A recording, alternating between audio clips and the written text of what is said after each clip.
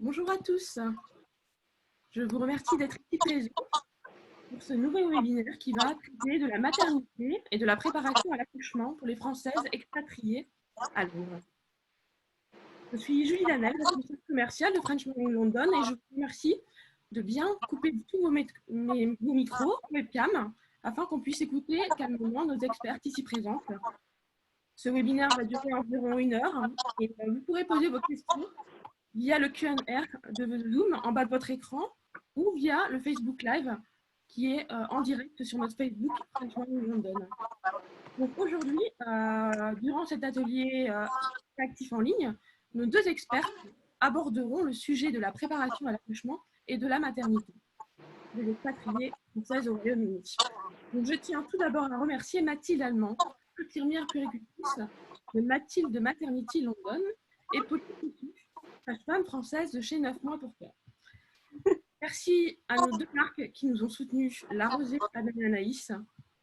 Et je vais démarrer ce webinaire en laissant la parole à Mathilde Allemand, ici présente. Merci Mathilde d'être là. Merci à toi Julie, bonjour à toutes et à tous.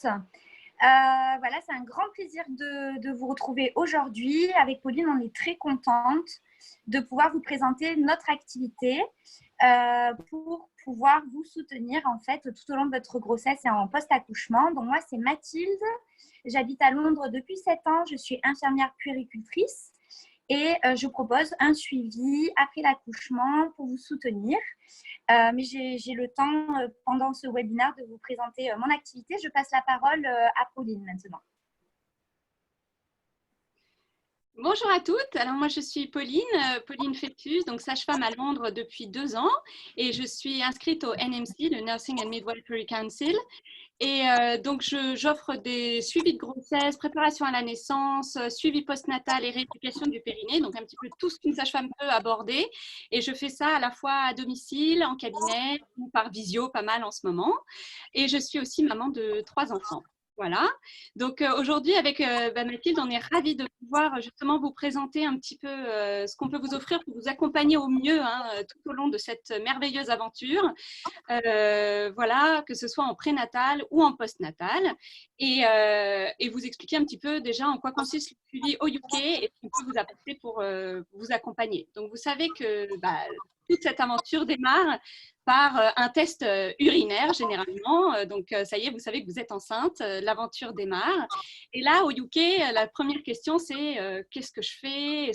Comment je confirme ma grossesse? Alors en France, on confirme par un test sanguin la plupart du temps. On peut éventuellement avoir accès à une échographie à 7 semaines à peu près pour voilà, confirmer, dater la grossesse. C'est vrai qu'au UK, c'est un petit peu différent. Tout ce qui est test sanguin, échographie, tout ça, ça peut être fait que dans le privé, sur ordonnance. Sinon, le NHS, en fait, vous proposera un premier rendez-vous de suivi à 10 semaines avec une sage-femme du NHS. Et ensuite, vous rentrerez dans le suivi de grossesse classique.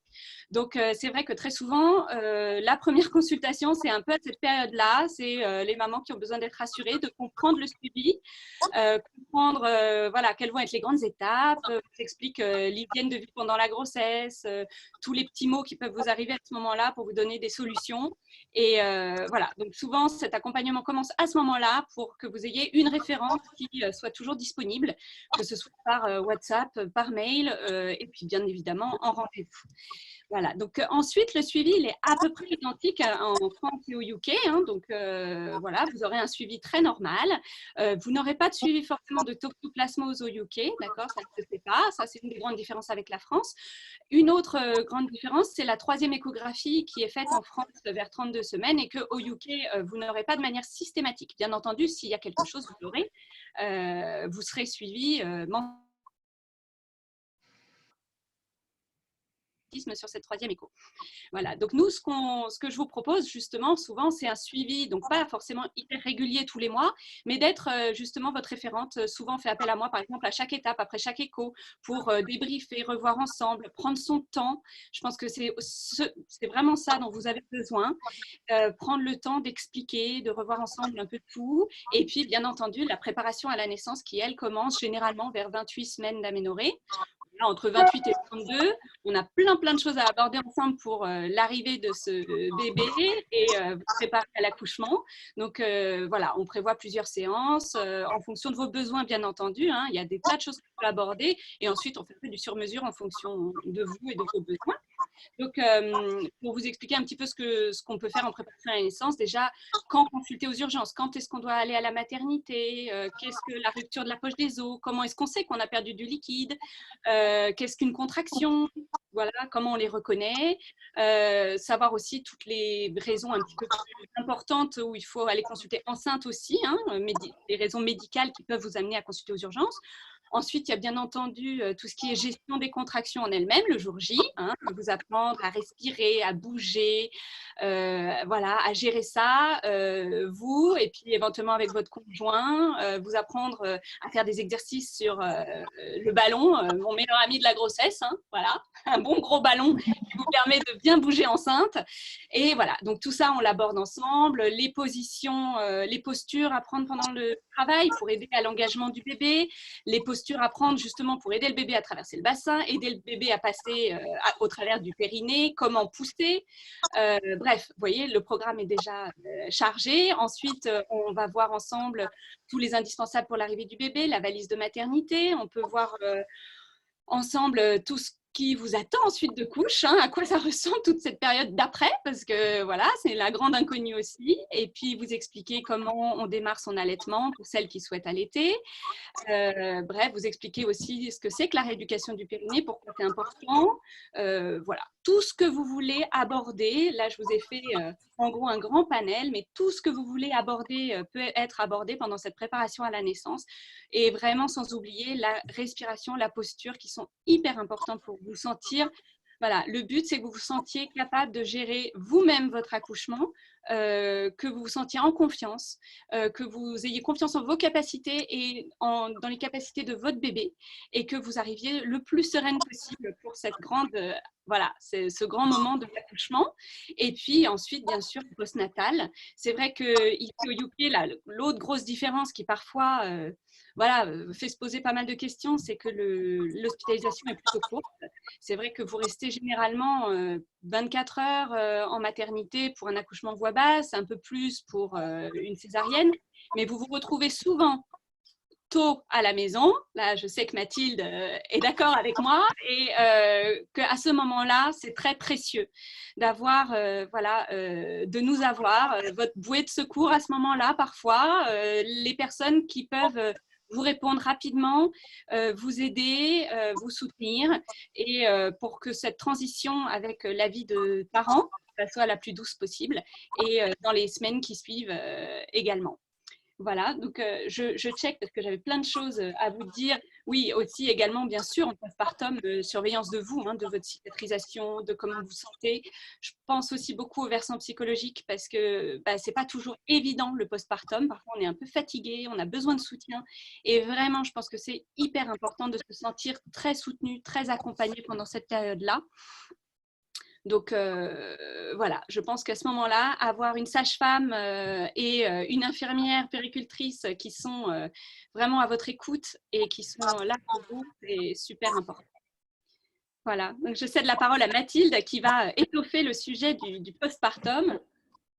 Oui, tout à fait. Merci beaucoup, Pauline.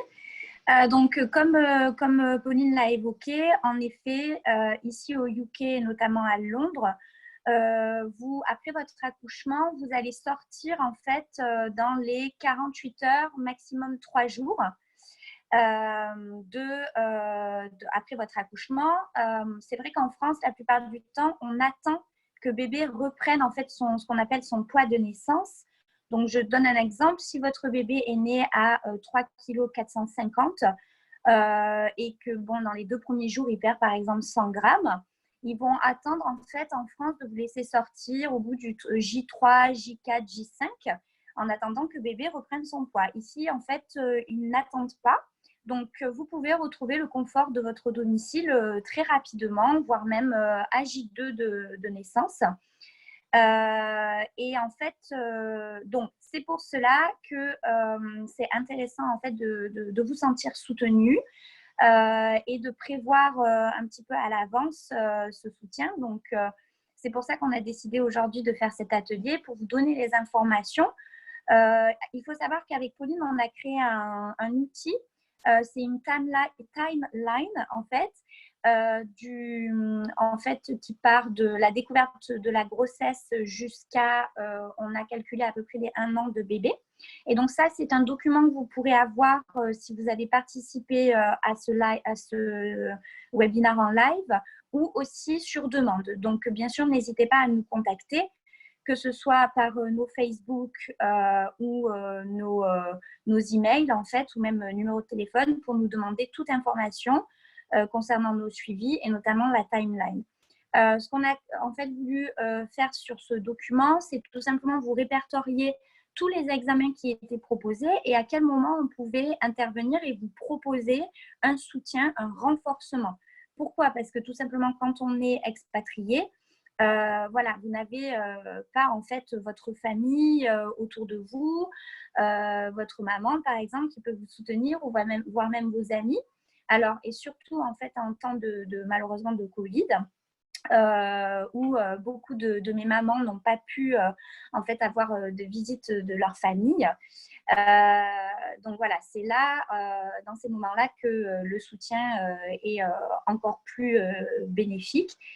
Et en fait, donc, sur cette timeline, on a répertorié avec Pauline les moments où on peut vous accompagner, vous donner la main, parce que c'est vraiment, en fait, notre philosophie, c'est de vous soutenir, de répondre à vos questions pour que, comme je dis toujours, ce moment, vous le passiez de la plus agréable façon possible. Vous m'excuserez pour le français, mais en fait, ce que je veux dire, c'est que au lieu de vous sentir seul et pas accompagné et de ne pas forcément comprendre pourquoi éventuellement, c'est exactement ce qui m'est arrivé hier avec une de mes clientes.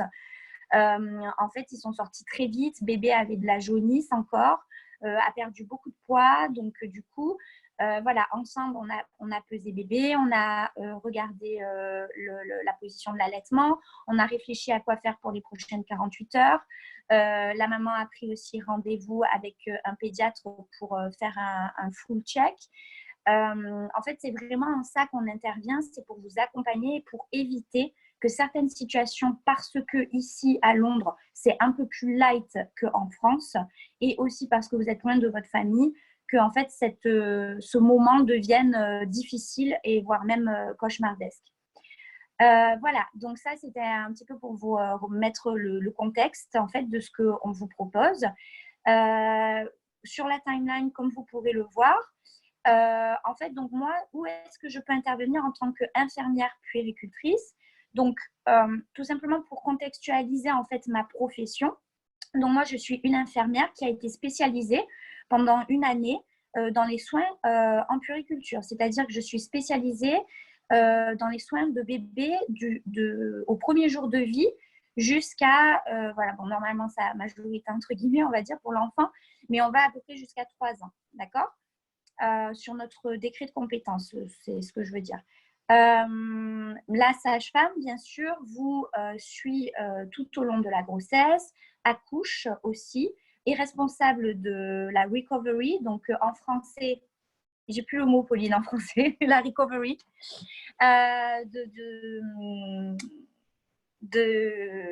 j'ai plus le mot, c'est pas grave. On voit on voit ce que rétablissement, voilà, merci. Ouais. Donc voilà, oui, la récupération, le rétablissement, pardon.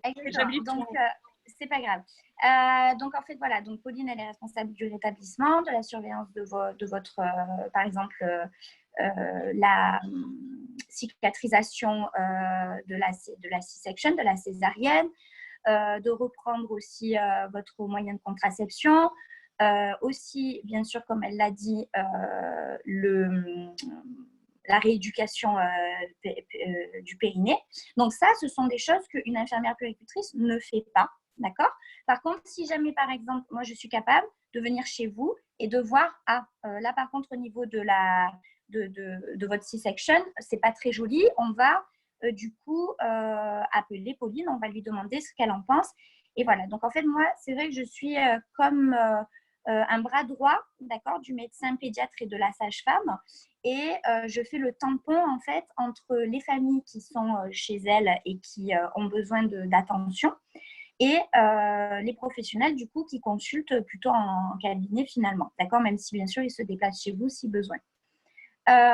Donc, bien sûr, vous pouvez me rencontrer à l'avance. C'est ce que je préconise toujours parce que je trouve que c'est bien de pouvoir se voir à l'avance, de pouvoir sentir si on a bien sûr un feeling parce que c'est aussi une relation de confiance, tout d'abord. C'est aussi intéressant pour moi de voir, de repérer où est-ce que vous habitez parce que s'il faut que je vienne un soir après votre retour de l'hôpital, j'ai besoin, voilà, pour moi, ça me rassure de savoir tout simplement où est-ce que vous habitez. Donc, ce premier meeting, en fait, c'est plus un rendez-vous voilà, pour apprendre à se connaître. Vous me montrez aussi la chambre de bébé, tout le matériel. Plusieurs fois, avec mes mamans, on a par exemple sorti des petites choses, un stérilisateur ou quelque chose comme ça. Et donc voilà, ça c'est le premier rendez-vous avant de l'accouchement que je propose quand on a la chance de se rencontrer avant. D'accord ? Après l'accouchement, bien sûr, je peux venir dès le jour, votre retour de maternité. Du coup, là, on prend le temps de discuter ensemble. Vous me racontez comment ça s'est passé parce que très souvent, vous avez quand même une petite histoire à me raconter. Quelques heures de travail en salle, comment ça s'est passé, comment vous avez poussé, émotionnellement, comment vous vous sentez. J'évalue aussi votre fatigue et en fait, ça me sert beaucoup quand je vous ai vu avant parce que, admettons, par exemple, je peux voir si vous êtes un petit peu pâle, donc ça voudrait dire que vous êtes anémié. Du coup, je peux vous référer au médecin. Voilà, c'est pour ça que c'est quand même intéressant de pouvoir se rencontrer avant.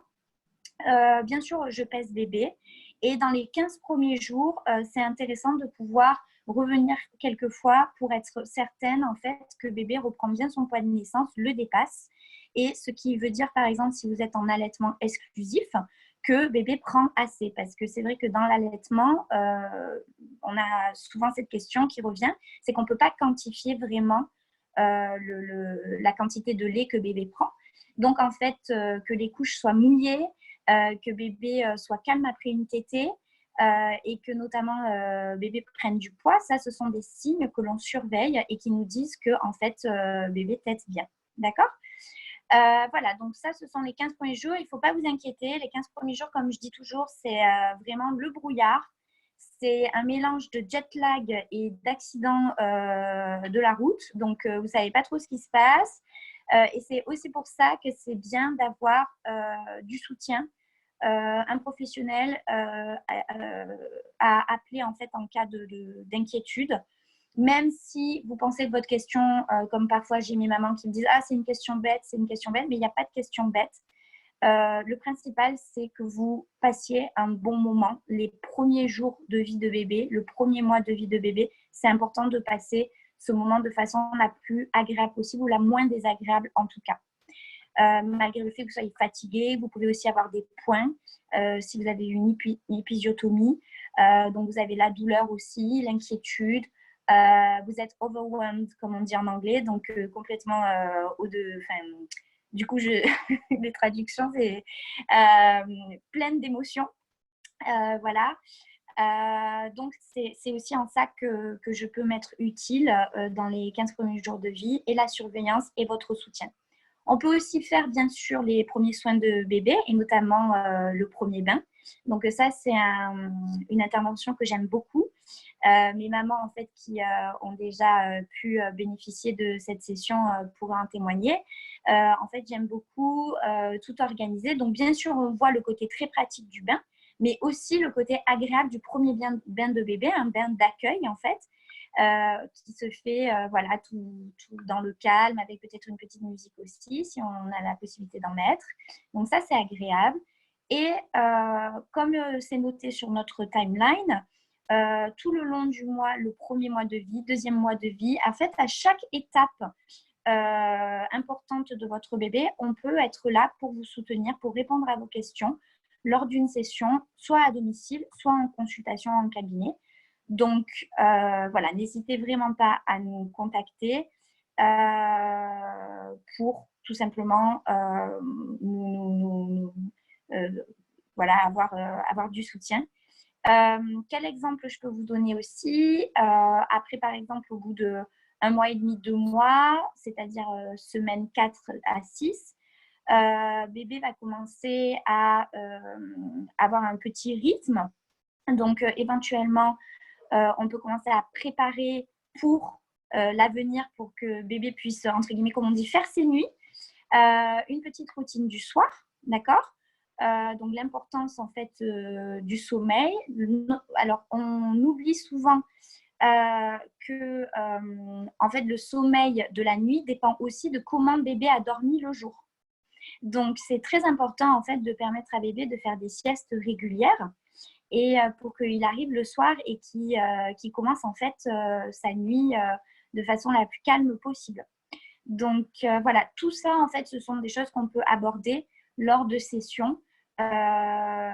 Comment établir une petite routine, comment établir un rituel de coucher à peu près 2 mois de vie. Ensuite, vous allez peut-être avoir aussi un petit problème avec les dents, donc le teething. Donc, voilà, ça, on peut aussi vous donner des conseils concernant le teething. Et pour plus tard, à 4 mois et plus, alors, concernant la diversification alimentaire, c'est ce que je veux dire. Donc, il y a 2 écoles. En fait, en Angleterre, on vous préconise, en tout cas le site du NHS, vous préconise en fait d'attendre 6 mois. Alors, en fait, cette préconisation, elle est surtout due au fait qu'ici, en fait, ils sont très pro-allaitement, ce qui est très bien. En fait, de préserver l'allaitement. En revanche, voilà, moi, en tout cas, ma philosophie, c'est que tant que vous vous sentez bien, c'est le plus important. Donc, si à un moment donné, vous aviez besoin de conseils pour éventuellement introduire un biberon pour que bébé puisse prendre un biberon, même un biberon de lait maternel, ça fait partie aussi des conseils que je peux vous donner. Et ensuite, pour la diversification alimentaire, donc ici au UK, ils préconisent plutôt 6 mois. En France, c'est tout à fait possible de commencer plus tôt. Ça dépend en fait de votre médecin pédiatre. Mais en tout cas, quand vous êtes prête, si vous voulez avoir des conseils avant de démarrer, vous n'hésitez pas à me contacter parce qu'on peut organiser un atelier diversification alimentaire. Voilà, et où je vous donne en fait tous les renseignements qui pourront vous aider à bien démarrer votre diversification avec des outils comme des tableaux pour noter les aliments que vous allez faire essayer à bébé. Et en fait, voilà, tout ce qui concerne la diversification alimentaire. Lors de mes sessions aussi, on peut organiser des ateliers. Donc, par exemple, je peux vous montrer comment emmailloter bébé. Donc, c'est d'ailleurs pour cela que une de mes marques préférées, Aden et Anaïs, en fait, a participé et m'a soutenue dans ce webinaire. C'est parce que je travaille avec eux, en fait, concernant tout le matériel que j'utilise. Donc, en fait, vous pourrez aller voir sur leur site internet, Aden et Anaïs. C'est du linge de maison. C'est du linge de maison pour bébé. Donc, vous allez trouver des mousselines, des maxi-linges comme celui-ci, par exemple, que j'ai plié en 2 pour pouvoir emmailloter bébé. Aussi, il y a un peu de tout, en fait. Des petites turbulettes pour dormir et des bavoirs aussi. Donc, je vous laisserai regarder. Et voilà, donc par exemple, comment Swado, comme on dit en anglais, donc emmailloter bébé, ça peut faire partie d'un atelier qu'on peut faire ensemble. Les petits soins aussi de bébé. Le premier bien, comme je vous ai dit. Au niveau des produits d'hygiène, bon, bien sûr, vous en trouverez dans toutes les pharmacies à Londres. Moi, c'est vrai que j'aime beaucoup la marque La Rosée. Donc, notamment, donc là, je les ai pris avec moi aujourd'hui pour vous montrer. Donc, ça, c'est le liniment, en fait, de chez La Rosée. On ne voit pas très bien parce qu'il y a de la lumière. Mais La Rosée, en fait, fait des produits naturels pour l'hygiène de bébé et aussi des crèmes pour le visage, pour maman, et notamment un masque à l'argile en stick absolument extraordinaire. Donc, je vous laisse aussi regarder ça sur leur site internet. Et en fait, qu'est-ce que je voulais vous dire aussi? Voilà, ça sera un plaisir de vous rencontrer. Concernant les informations, en fait, n'hésitez pas à nous envoyer un email pour prendre toutes les informations, notamment aussi par rapport au prix de nos prestations. D'accord? Donc, vous pouvez les trouver sur notre site internet. Alors, moi, je peux très bien vous donner le prix de ma prestation à domicile pour les 2 heures avec le trajet inclus. C'est 90 pounds pour une prestation, pour la première rencontre. Mais c'est vrai que je pense que n'hésitez pas à nous contacter parce qu'en fait, moi, j'ai des packages aussi. Donc, bien sûr, quand vous prenez plusieurs sessions, voilà, ça permet aussi d'avoir un suivi et un coût intéressant. Donc, n'hésitez pas à me contacter pour ces questions-là. Par rapport au suivi que je propose dans ma compagnie, en fait, j'ai aussi une équipe de maternity nurse. Donc, les maternity nurse, ici, ce serait l'équivalent des auxiliaires de puériculture. C'est-à-dire, ce sont des professionnels qui sont capables de s'occuper des bébés, notamment des tout nouveau-nés, dès le premier jour, d'accord? Et ce sont des personnes qui sont formées, en fait, pour s'occuper de votre bébé lorsque vous vous reposez, d'accord? Alors, ce n'est pas à un stade... de consultant, d'accord?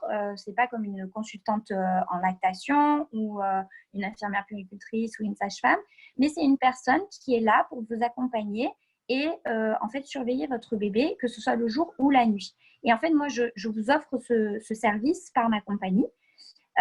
Donc, vous pouvez réserver une personne pour vous accorder un petit peu de temps. Alors, c'est vrai que peut-être dit comme ça, ce n'est pas vraiment culturel en France, on n'utilise pas vraiment ce genre de service.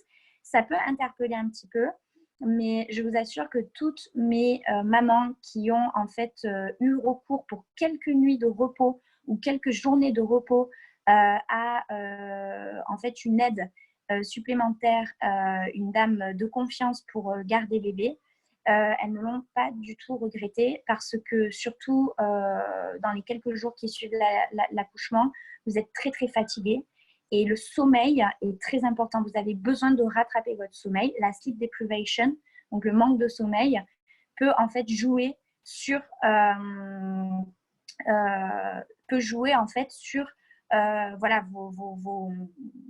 votre humeur.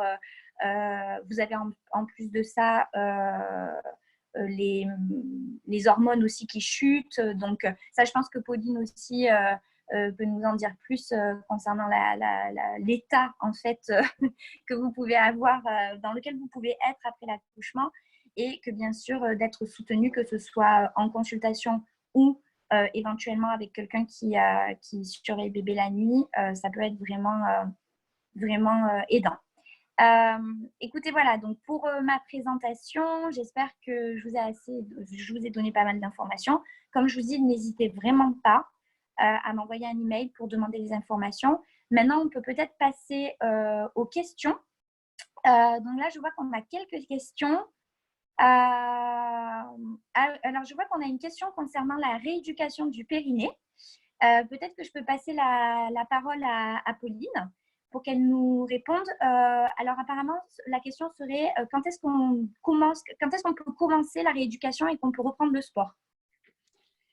Alors, je suis ravie de pouvoir donner des petites précisions. Alors, en effet, la rééducation, je pense que c'est fondamental. Alors, vous savez sûrement, en France, souvent, c'est le grand débat. En France, on a 10 séances qui sont remboursées par la Sécu. C'est génial. On fait sa rééducation. Et bon, c'est vrai qu'au UK, on n'est pas aussi chanceuse là-dessus. Hein. C'est un petit peu le parent pauvre. C'est pas considéré comme étant quelque chose d'essentiel et d'indispensable. Je pense à tort parce que c'est toujours important et indispensable de voir comment vous allez, de faire un check. Donc au moins, je dirais 6 semaines après l'accouchement. Alors bien entendu, hein, s'il y a des signes, quoi que ce soit avant, ce que je dis toujours donc à mes patientes, c'est il y a certaines choses qui se remettent toutes seules. Donc c'est pas la peine de paniquer juste après l'accouchement. J'ai bien aimé Mathilde quand tu parlais de jet lag et de petit accident. Oui, c'est vrai. Ce 4e trimestre, moi j'en parle beaucoup dans ma préparation à la naissance parce que je pense qu'il faut arriver préparé à se dire ok, je vais accoucher, ça va être un jour merveilleux, mais je ne vais pas forcément retrouver la personne que j'étais 9 mois avant juste après l'accouchement. Et je pense que c'est hyper important d'être très bien préparé à ça pour être bienveillante avec vous-même et vivre au mieux cette période un peu particulière où oui, on est fatigué, oui, parfois on a mal. Voilà. Donc déjà, laissez votre corps récupérer par lui-même pendant 4 à 6 semaines. Il fait des choses merveilleuses par lui-même. S'il y a des gros symptômes, vous pouvez toujours demander conseil, mais sinon, on commence la rééducation. Donc, je vous dis, généralement, au bout de 4-6 semaines. Là, on fait un check. Voilà, le périnée, les abdos, comment vous vous sentez. C'est toujours en plus l'occasion. Ben voilà, on a une sage-femme. On parle de l'allaitement à ce moment-là, de plein de choses que vous pouvez avoir en tête. C'est important, on se sent voilà, plus soutenu, le fait de pouvoir parler, de se sentir accompagné. Donc, ça sert aussi à ça, la rééducation, je pense. Et donc là, on fait un check, je vous disais, sur les abdos et le périnée. Alors, au UK, c'est vrai que ce sera à votre charge. Alors, je dis souvent, demandez pour toutes celles qui ont des assurances privées, parce que c'est quand même très souvent le cas au UK. Il y a pas mal d'assurances privées qui prennent en charge ça. Alors, donc, vous demandez. Après, il n'y a pas forcément besoin de faire des tonnes et des tonnes de séances, d'accord? C'est pas parce qu'en France, il y en a 10 remboursés qu'en fait, il y en a 10 nécessaires, d'accord? Un premier point, pour permettre de savoir où on en est, avoir au moins quelques exercices à faire, ça peut déjà beaucoup aider. Même si ensuite, on ne rentre pas dans un process de je fais 4, 5, 6 séances, d'accord? Mais c'est bien de faire un vrai check. Vous aurez un check postnatal avec le NHS chez votre DP, qui sera généralement au bout de 6-8 semaines après l'accouchement. Mais vous ne serez pas forcément étonné d'apprendre que vous ne serez pas forcément examiné. Et je trouve ça toujours un peu difficile de savoir comment va votre périnée si on n'examine pas et qu'on ne vous pose pas certaines questions un peu spécifiques sur comment ça se passe quand vous faites pipi, comment ça se passe quand vous... Bref, tout le reste. Donc voilà. Donc au moins ce check, je vous dis, au bout de 6 semaines, où on fait un gros point et là, on peut parler des techniques de rééducation qui sont, moi j'associe respiration, abdominaux, périnée pour essayer de faire quelque chose de complet parce qu'on ne peut pas rééduquer le périnée tout seul, hein, on est quand même obligé d'y associer les abdos et la respiration, mais ça, on le voit aussi beaucoup en préparation à la naissance sur tout ce qui est exercice de préparation du corps et du périnée justement, il y a beaucoup de choses qui nous servent après dans la rééducation. Donc voilà, j'espère que j'ai répondu un petit peu à votre question sur la rééducation. Et de toute façon, en effet, hein, comme disait Mathilde, n'hésitez surtout pas à nous contacter après pour d'autres questions, voilà, par mail, par téléphone, par Facebook, enfin voilà, comme vous voulez. On est toutes les deux hyper disponibles et ravis surtout de pouvoir vous aider. Merci Alors, Pauline pour ces précisions. C'est vraiment très très complet. Merci beaucoup. On a pas mal de questions depuis cette première réponse. Qui s'enchaînent, donc, ce qui est plutôt pas mal. On va essayer d'y répondre au maximum, de répondre à toutes les questions. Donc, ce que je vais faire, c'est que je vais en poser quelques-unes. Et entre-temps, voilà, si vous avez d'autres questions, n'hésitez pas. Alors, est-ce que les sages-femmes anglaises font cette rééducation? Alors non, les sages-femmes anglaises ne sont pas formées pour la rééducation. Ça, c'est une spécificité française. On n'a pas exactement la même formation. Vous savez, en France, on a, bon, pour plein de raisons, hein, on a formé les sages-femmes à faire plus de choses parce que peut-être qu'il y avait moins de professionnels autres qui pouvaient les faire. Voilà. Donc, c'est vrai qu'en France, le spectre d'action de la sage-femme est très large. Hein. On peut intervenir à partir de la puberté jusqu'à la ménopause sur toutes les femmes pour le suivi gynécologique classique sans aucun souci. Sinon, on réfère à un gynécologue. Et bien sûr, toute la grossesse. Voilà. Donc, en France, il y a la prescription de la contraception. En France, il y a la rééducation. Voilà. Donc, moi, je pratique la rééducation au UK, mais les sages-femmes anglaises, alors vous sortirez de l'hôpital avec une fiche, hein, une petite fiche qui vous expliquera les petits exercices, comment contracter son périnée et tout ça. C'est vrai que la contraction simple du périnée n'est pas suffisante pour une bonne rééducation, donc souvent avoir quand même des exercices et quelque chose en complément, ça aide. Après, les sages-femmes ne sont pas seules habilitées à faire de la rééducation et la sage-femme française, hein, je veux dire, il y a les kinés, bien entendu, qui font beaucoup de rééducation au UK. Donc, c'est surtout les physiologistes en fait, au UK qui font la rééducation et puis les sages-femmes françaises. Merci Pauline. Alors Emmanuel, je pense que là vous avez eu votre réponse. Merci pour cette question très, très intéressante. On a une autre question de Caroline qui nous demande si vous pratiquez le resserrement du bassin. Elle va avoir une césarienne. Alors, moi, je ne le pratique pas. Je sais que ça existe comme technique et je connais pas bien la technique personnellement. Moi, je propose souvent en préparation à la naissance des techniques de remonter un petit peu des organes, ce qu'on appelle les fausses inspirations, que je conseille beaucoup après un accouchement pour essayer, surtout après des efforts de poussée, donc ce qui ne sera pas le cas lors d'une césarienne, hein, de remonter un petit peu tous ces ligaments qui ont pu être étirés pendant l'accouchement, puisque on sait quand même que l'accouchement, c'est un effort de poussée, et donc qui dit poussée dit sortie du bébé, bien entendu, mais aussi forcément de la poussée sur le périnée. Donc, je propose souvent des exercices à faire directement en postnatal pour aider un petit peu, même si on fait la rééducation que plus tard. Mais par contre, non, pour le resserrage du bassin, je ne m'y connais pas particulièrement, non, j'avoue. Mais je sais que c'est des techniques qui se font. Merci, Pauline. Merci. Une autre question de Stéphanie. Merci, c'est très utile, très intéressant pour le webinaire. J'ai une question relative au Covid-19. Ce qui n'est pas surprenant, je pense qu'on va avoir quelques questions par rapport au contexte. Je suis à 38 semaines et ma sage-femme me dit que la première visite n'a lieu qu'à 3 jours. Est-ce que vous venez malgré tout le premier jour? Alors, je pense que cette question s'adresse particulièrement à Mathilde, donc je vais la laisser répondre. Merci. Alors oui, tout à fait. Je peux venir dès le premier jour, dès son retour de maternité. Ça, ce n'est pas du tout un problème. Concernant le suivi qui est proposé par en fait, le council, donc les sages-femmes du comité, donc de votre en fait, quartier, donc c'est très bien qu'elles puissent faire le suivi qui est prévu par le NHS, qui est en fait un appel ou une visite à 3 jours, à 5 jours et à 10 jours. Seulement avec le Covid, je me suis rendu compte, parce que moi, depuis mars, j'ai bien sûr réduit mon activité, voire même arrêté pendant un certain moment. Mais là, depuis qu'on nous a autorisé à en fait, ressortir de chez nous, donc du coup, j'ai repris les activités et j'ai quand même eu des témoignages de parents qui me disaient qu'ils ne passaient plus, en tout cas pour certains quartiers, ils ne passent plus et ils vous passent des appels ou font des vidéocalls.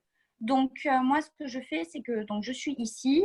Ce que je fais, c'est que je prends toutes les précautions, c'est-à-dire que je vais être très, très claire avec vous. Ce que je fais, c'est que déjà, à chaque fois que je vais aller à un rendez-vous, donc j'ai réduit mon nombre de rendez-vous par jour.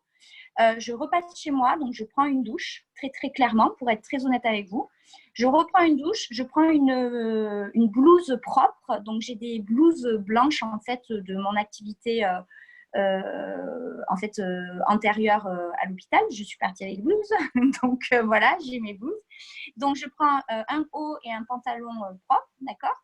Et donc, je viens chez vous. Alors, je prends en fait un Uber ou je peux aussi me déplacer parce que moi, j'habite à Fulham. Et en fait, c'est vrai que pour être honnête, je peux marcher jusqu'à peu près 40 minutes. Donc, ça, ce n'est pas du tout un souci. Donc, ça me permet d'aller jusqu'à Imperial Wharf et de remonter aussi tout le côté de Hammersmith, Chelsea, Earls Court et voire même Holland Park, High Street Kensington, Holland Park. Donc ça me permet de me déplacer aussi à pied. Quand j'arrive chez vous, en fait, je vous dis toujours, donc vous m'ouvrez, donc on se dit bonjour rapidement. En fait, je vais dans la salle de bain, je me change totalement, d'accord? Bien sûr, j'ai les cheveux attachés. J'ai aussi un masque chirurgical que je change parce que j'en ai un pour dans la rue, en fait. Donc, chez vous, je le change tout simplement et je le garde. Et voilà, c'est très gentil de m'offrir à boire. Et auparavant, je partageais de très bons moments avec mes familles. J'ai eu plein de cadeaux, plein de choses à manger et à boire à l'arrivée de bébé. Bon, là, en fait, je n'accepte plus. Donc, c'est très gentil, je le dis d'avance. Mais voilà, donc en fait, en gros, je prends toutes les précautions pour éviter d'être vecteur de quoi que ce soit, pour vous visiter. Et après, pour vous donner un exemple, j'ai des mamans qui là donc ont accouché maintenant et qui m'ont raconté qu'elles avaient eu le Covid en mars-avril, qui ont accouché là, j'en ai 2. Et en fait, bon voilà, elles ont eu de la fièvre, elles ont été fatiguées pendant un moment, perte de goût. Mais pour elles, ça a été mild, donc ça a été une réaction légère qu'elles ont faite. Ça n'a pas eu d'impact sur leur grossesse et bébé aujourd'hui, leurs bébés vont très bien. Voilà. Donc, si ça peut rassurer beaucoup d'entre vous qui ont pu avoir un petit peu de fièvre ou qui ont peur en fait d'en avoir. J'ai 2 exemples autour de moi de mamans qui l'ont eu et qui, voilà, on pense que bébé a donc du coup des anticorps. Mais voilà, c'est mon expérience ces 3 derniers mois. Merci, merci Mathilde. Oui, Pauline dit. Oui, je voulais juste rebondir parce que je vois qu'il y a une question justement sur le Covid et la grossesse.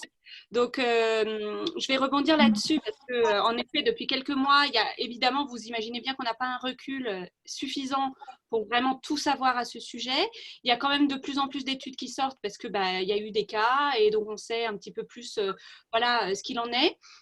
Sachez que oui, c'est très important de se protéger. Moi, je suis une voilà, continuez à vous protéger enceinte. Voilà, lavage de mains, port de masque éventuellement. Voilà, éviter le contact trop, voilà, avec d'autres. Tout simplement parce que c'est vrai qu'on n'a pas encore le recul nécessaire. On peut vous rassurer globalement, mais on sait aussi que les femmes enceintes, pour toute atteinte respiratoire, sont des patientes est diminuée pendant la grossesse, avec votre ventre prend de plus en plus de place, ça je pense que vous l'avez remarqué, et que du coup, il y a forcément de moins en moins de place pour votre cage thoracique et vos poumons. Donc, ce qui fait que quand on a des pathologies avec atteinte pulmonaire, on est plus à risque d'avoir des formes un peu plus sévères. Ça marche pour la grippe, ça marche pour le Covid. Donc, oui, faites attention. Et d'autant plus que si on a des toux répétés, le Covid, on sait que ça fait... Voilà, les formes pulmonaires font vraiment tousser et longtemps, beaucoup.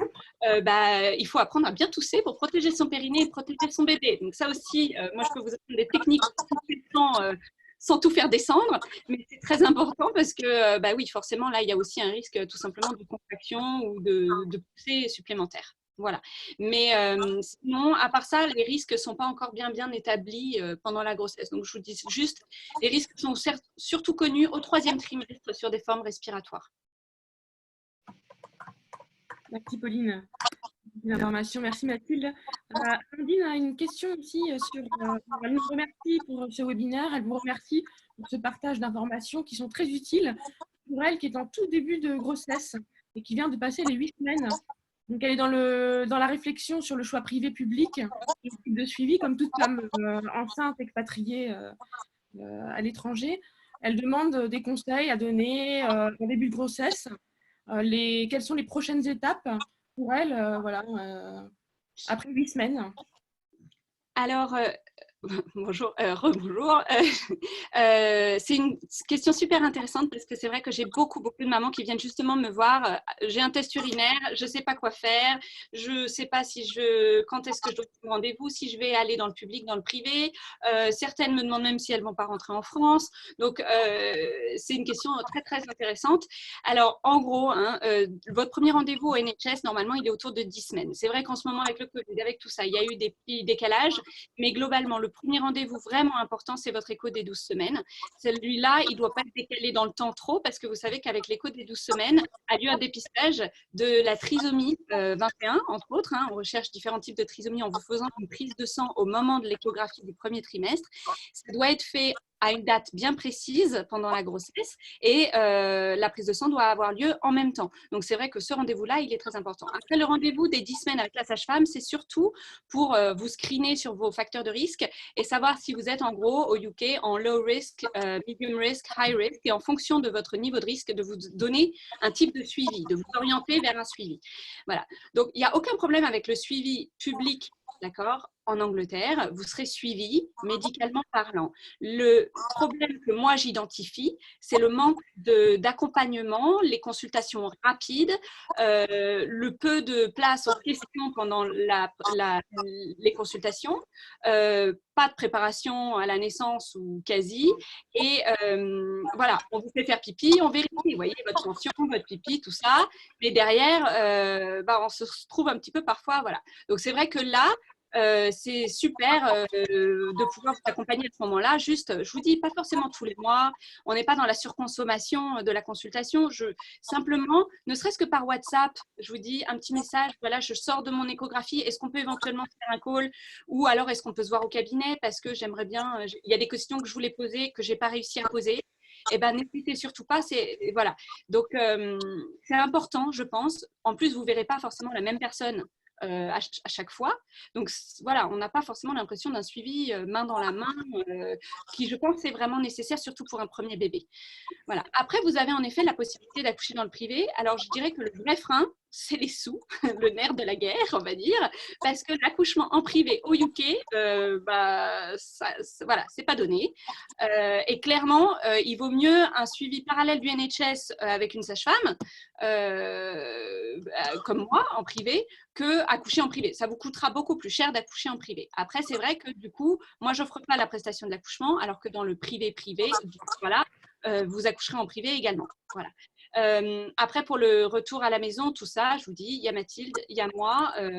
On offre cette prestation en plus du suivi public très fréquemment. Donc, il n'y a aucun souci à accoucher dans le public tant que je pense voilà, on a ce petit soutien à côté, cette petite main qui vous soutient et qui est là pour vous, qui connaît cette période-là et qui sait ce que vous allez vivre.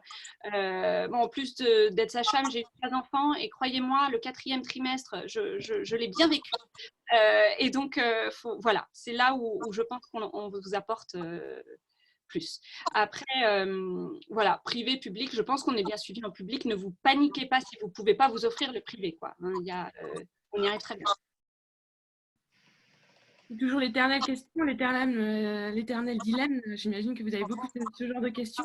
C'était en tout cas très intéressant de la poser. Merci, merci pour cette question et merci pour vos réponses. Alexandra pose une question justement par rapport au post-accouchement. Elle dit qu'en Angleterre, le suivi du nourrisson est souvent fait par un GP, alors qu'en France, on privilégie les pédiatres. Dois-je quand même prendre un pédiatre? Est-ce qu'il est important d'en prendre un? C'est sa question. Alors, on est sur une question assez médicale. Mathilde, tu veux répondre ou... Écoutez, pour le suivi après, alors, tout simplement, on va dire que oui, bien sûr que ça peut être bénéfique d'avoir un suivi avec le pédiatre, un suivi régulier. Il en reste que le suivi qui est offert par le NHS par un GP est très bien aussi. En fait, je dirais que pour faire votre choix, ce qu'il faudrait, c'est évaluer en fait comment vous vous sentez avec votre GP, tout simplement.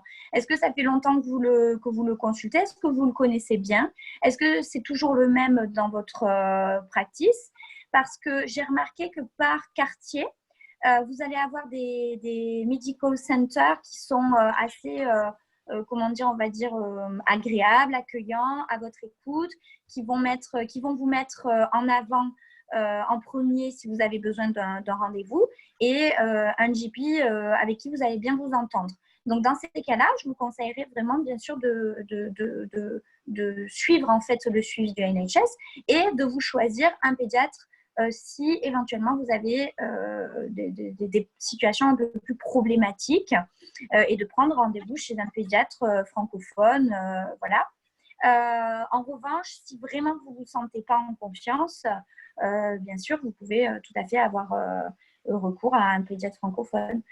Mais je dirais que ce serait surtout dans les situations où vous avez un enfant qui est en fait comment dire, avec un petit souci de santé, par exemple un bébé qui aurait du reflux, un reflux assez sévère, qui nécessite une surveillance rapprochée avec plusieurs consultations. Voilà, je dirais, je répondrai comme ça. Je ne sais pas si Pauline, tu trouves que c'est plutôt faire comme réponse? Je suis assez d'accord. Alors là, je vais vous répondre en tant que sage-femme et en tant que maman au UK. Donc, l'usage du pédiatre, je connais. En fait, oui, si vous avez confiance en votre GP, les GP, voilà. Ils connaîtront votre enfant, ça se passera très bien. C'est toujours bien de savoir dire, OK, là, je ne suis pas vraiment rassurée. Là, c'est une situation un peu spécifique. Bon, là, je sais qui aller voir en privé qui va me donner un petit avis supplémentaire. Le privé, je dirais, mais ça, comme pour avant, la base, c'est le public et le privé à utiliser en ponctuel pour se rassurer, pour avoir un avis supplémentaire, sauf si, bien entendu, votre enfant a des besoins très spécifiques et que vous avez trouvé le spécialiste qui s'occupe de lui parfaitement. Sachez que, par exemple, la question revient souvent aussi sur les vaccins. Le calendrier vaccinal français et anglais n'est pas tout à fait le même, mais ce sont les mêmes vaccins. Donc, votre bébé aura les vaccins obligatoires français s'il est suivi chez le GP. Ce ne sera pas forcément exactement au même moment, aux mêmes dates, mais voilà, il aura tout ce qu'il faut, votre bébé, en étant suivi par un GP. Merci, merci pour ces réponses. On a une autre question, pas mal de questions. On arrive bientôt à la fin de ce webinaire, alors c'est le moment où jamais d'en poser. On en a encore quelques-unes, mais on va y répondre. Mais n'hésitez pas. On demande, c'est un auditeur anonyme qui nous demande s'il y a beaucoup de différences entre l'accouchement en hôpital ou à la maison concernant le soutien postnatal. Ok. Alors, en fait, je pense que Pauline va être d'accord avec moi. C'est totalement différent parce qu'en fait, l'accouchement à domicile, il est privé. Si vous voulez un accouchement à domicile, c'est en fait alors, soit vous êtes c'est un choix que vous avez fait dès le départ avec votre… comment on peut appeler ça, la sage-femme qui vous suit au NHS. Mais les accouchements à domicile, ils sont privés. Enfin, je ne sais pas ce que tu en penses, Pauline, mais c'est pas quelque chose qui est offert comme ça. C'est différent. En fait, la différence, c'est que c'est privé ou public. Si vous êtes à l'hôpital public, vous allez avoir un suivi et une prise en charge publique. Si vous accouchez à domicile, c'est un accouchement qui est en fait suivi par une équipe de sages-femmes privées. Oui, ce sont, pardon, je reprends la parole, mais c'est juste pour réexpliquer. En effet, l'accouchement à domicile au UK, ce sont des sages-femmes, mais ce sont des private midwives qui font ça. Vous pouvez bien entendu le faire si vous êtes low risk. Hein. Elles sont assez exigeantes sur les critères parce qu'elles ne prennent aucun risque. Ça se passe très bien d'accoucher à domicile au UK. Ils ont des bonnes statistiques comme dans les pays nordiques parce que justement, vous êtes totalement screené en début de grossesse. Hein. C'est pas tout à fait comme en France où on peut se retrouver à être suivi par un gynécologue en France alors que tout va bien. Ici au UK, vous ne serez jamais suivi par un gynécologue si tout va bien. Si tout va bien, vous êtes suivi par une sage-femme. La sage-femme, c'est la spécialiste de la physiologie, de la normalité et on laisse au gynécologue les cas qui nécessitent réellement son intervention. Donc, c'est vrai que vous pouvez accoucher à domicile avec des private midwives et du coup, le postnatal sera fait par ces mêmes private midwives et donc ce sera a priori un bon soutien postnatal. Après, j'avoue que je n'ai pas un recul énorme là-dessus parce que moi, mes patients en général accouchent au NHS pour la plupart. Donc, je ne connais pas bien le suivi postnatal dans ces cas-là. Je connais bien le suivi postnatal du NHS. Et là, je sais que dans ces cas-là, oui, il y a une différence. En tout cas, voilà, quand vous accouchez à l'hôpital, en public, le soutien postnatal, il existe, d'accord. Vous allez avoir des visites à la maison. Je vois Mathilde qui sourit parce que je pense qu'on est sur la même longueur d'onde là-dessus. Le suivi postnatal du NHS, vous en aurez un, mais je pense qu'il ne sera pas forcément suffisant. Voilà. Vous serez contente de pouvoir le compléter, à mon avis. Voilà. Merci, merci pour ta réponse très intéressante. On a beaucoup de questions voilà, sur des cas particuliers, des questions techniques. Donc, on en aura sûrement d'autres. Donc, n'hésitez pas aussi à contacter nos expertes après le webinaire pour des questions vraiment très délicates ou techniques. Je vous invite vraiment à le faire puisqu'elles prendront le temps aussi d'y répondre à part avec toutes les informations dont vous avez besoin. Alors, on me demande aussi, alors Aurélie me demande si les vaccins, ça fonctionne comme en France. Est-ce qu'on a une prescription pour aller acheter le vaccin en pharmacie? Et puis après, on va chez le GP avec. Comment ça se passe pour les vaccins? Quid du vaccin? Non, vous n'avez pas de prescription. Vous allez chez le GP. En fait, c'est eux qui vont vous contacter. Ils vont vous envoyer, soit ils vous appellent, soit ils vous envoient une lettre pour vous donner rendez-vous. Donc, vous avez des vaccins à semaine 8, semaine 12, semaine 16 aussi. Et en fait, ce sont des convocations que vous allez avoir et vous voyez une infirmière, l'infirmière de la practice qui va faire le vaccin.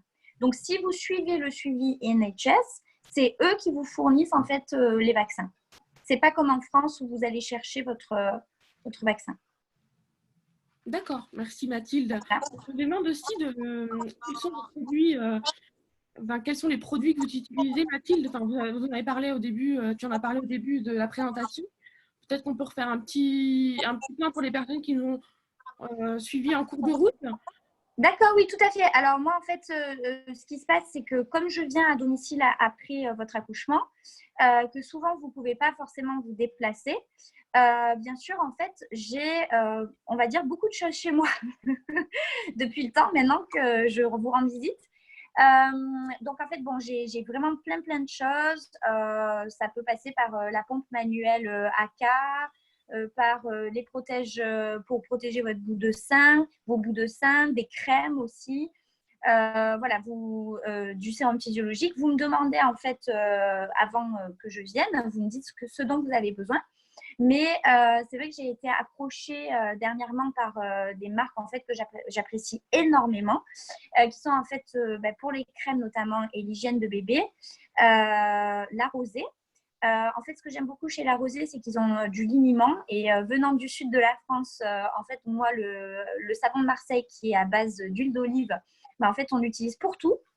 Et donc, en fait, voilà. Donc, moi, ce que je propose à mes mamans et ce que je peux leur apporter chez elles, c'est donc le liniment. Après, on a toute une gamme de crèmes en fait chez La Rosée que vous pouvez retrouver sur le site internet. J'ai mis en fait le lien aussi sur ma page Facebook, larosée.co.uk, d'accord. Là, je vous ai pris quelques exemples. Donc, vous avez le gel lavant que vous en fait appliquez sur un petit coton pad pour nettoyer bébé, tout simplement, faire des petites toilettes, comme on dit, de la tête aux pieds, sans lui donner son petit bain. Et après, vous avez aussi du lait de toilette voilà, à appliquer sur bébé. À côté de ça, tout simplement une gamme de crèmes hydratantes et aussi les crèmes de visage pour maman et notamment le stick, le masque à l'argile blanche en fait dont je vous parlais. Donc ça c'est vraiment sympa parce que après vous êtes occupé de bébé, vous pouvez vous occuper de vous-même. Et ensuite dans mes ateliers, donc notamment comme je le disais pour tout ce qui est comment emmailloter bébé. J'utilise en fait les langes de Aden et Anaïs, notamment le maxi lange. Donc là, j'ai en fait Swaddle, ma petite poupée. Voilà.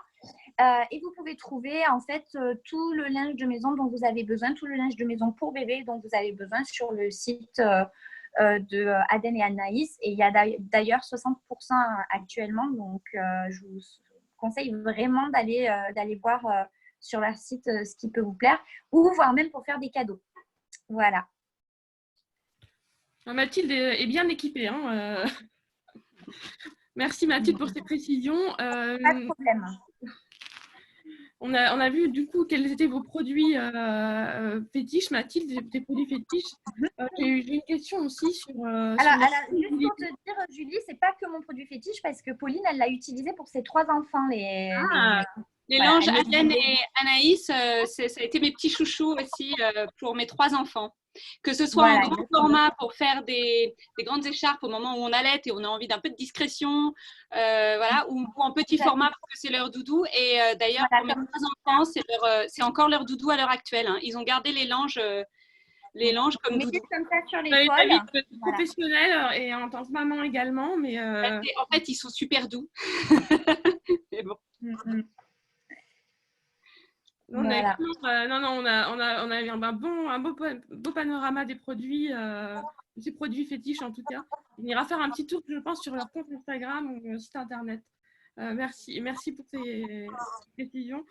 On parle de crème pour la cicatrice de césarienne. Est-ce que, comme on est justement dans le thème produit, est-ce qu'on avait une idée? De crème, tu veux dire? Oui. Crème pour la cicatrice de césarienne.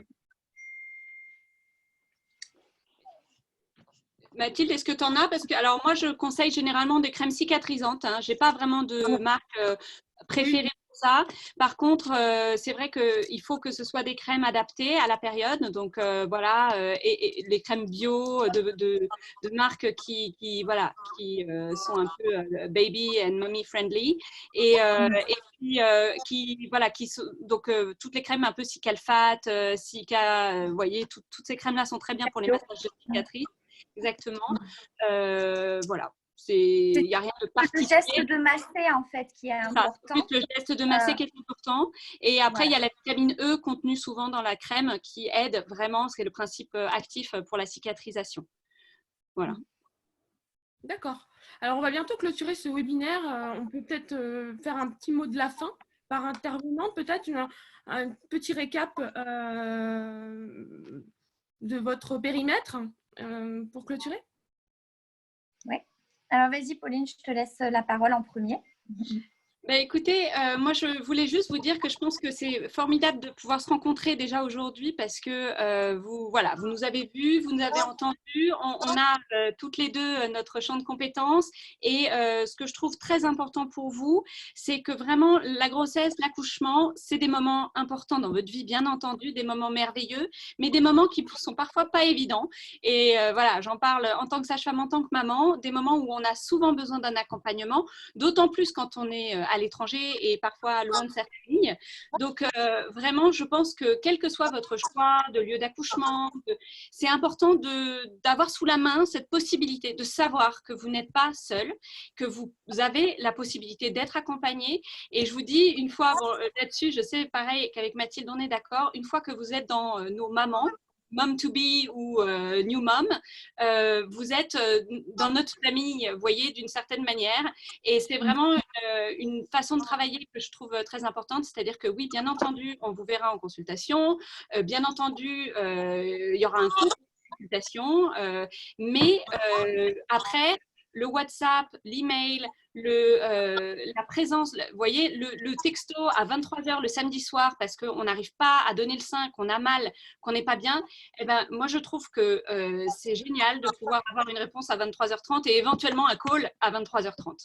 Et ça, on vous l'offre et je pense que c'est très important. Voilà. Donc vraiment, c'est important d'être bienveillante avec soi-même quand on vient d'accoucher. C'est important d'être bien préparé pour accoucher. On va vous raconter le meilleur, mais moi je vous raconterai aussi ce que c'est que le baby blues, pourquoi c'est pas une catastrophe, quel est le rôle de votre conjoint à ce moment-là pour que vous vous sentiez le mieux possible. Voilà, je vous rappellerai en postpartum, est-ce que vous avez pensé à vous? Parce que la maman, c'est important aussi. Pour que le bébé aille bien, il faut que la maman aille bien. Et je pense que les jeunes mamans, elles ont tendance un petit peu à se mettre de côté, à s'oublier. Et donc, vraiment, voilà, avoir cette petite oreille bienveillante, voilà, je pense que c'est très important. Voilà, et voilà, on est ravis de le faire. Voilà, et comme en fait, je rejoins tout à fait Pauline sur ce qu'elle a dit. Moi, je suis à votre disposition quand vous rentrez chez vous. N'hésitez pas à me contacter, à réserver vos sessions pour être accompagnée dans les premiers jours de vie de bébé et notamment la première année de vie, puisque je peux intervenir à chaque étape importante. Donc, ce sera un grand plaisir de vous compter parmi mes mamans, ma grande famille de mes mamans. Et voilà, n'hésitez pas à nous contacter sur nos emails ou tout simplement nos pages Facebook ou Instagram, que vous retrouverez en fait je pense en fait tous les participants vont recevoir un email à la suite de ce webinaire. Et vous aurez aussi du coup la timeline. Donc, pour celles qui la souhaitent aussi, qui n'ont pas été en live, voilà, moi, mon email, c'est mathilde.maternitynurse@gmail.com. Le site internet, c'est mathildematernity.com. Et sur Instagram, vous pouvez me trouver à Mathilde Maternity Nurse aussi. Voilà. Donc, je serai ravie de vous donner toutes les informations pour vous suivre par la suite. Et merci beaucoup. Merci Pauline, merci Mathilde, merci à tous ceux qui nous ont rejoints en direct pour ce webinaire. Nous vous retrouverons bientôt avec un autre webinaire et un autre sujet. Donc, n'hésitez pas en tout cas à revenir vers nos 2 intervenantes avec qui j'ai eu beaucoup de plaisir aujourd'hui de discuter. Donc, voilà, n'hésitez pas et je vous dis vraiment à très bientôt et merci encore. Merci, à bientôt. À Et bientôt. buvez bien et prenez soin de vous. Buvez de l'eau.